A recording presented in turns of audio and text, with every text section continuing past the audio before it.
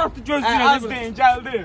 Qaqa gəl çıxdı. Yakışıqsan, təzə sevgilim var, Aylin dadı. Bu da mənim dostum Faikdir, qardaşımdan da ötəbdə, yəni ən yaxın dostum. Allah xoşbəxt Qardaşım, eləsin, Murad. bir dənə gözlə, sevgilim süb su alıb gəlirəm. Yaxşı, 5 Gidər, dəqiqə gəlirəm, 5 dəqiqə. narahat olma. Yanına gelip gelirdin iş. Ne yanına gelip geldin? İçeride olanda yanına getmirdin indi bu. Ne içer? Ne daha istersen? Ha bu köhnə sevgilisini bıçaqlayıb da değişik elədi. Kız xəbərin yoxdur. Benim hiç buna haberim yok. Aa zalkaş şeydi da içir başı tönür. Gedir kızı çağırır şak şak soxdu değişik gönderdi evinə. Ha. Allah sana razı olsun. Çok sağ ol. Ha ben ötərim, mən yaxşı adamım ya. Sağ ol. Mənim heç bir dostumun sevgisi olanmaz. Bu belədir. Mən çirkinən Hə, solar. gəldim. Ha, sevgilim onu.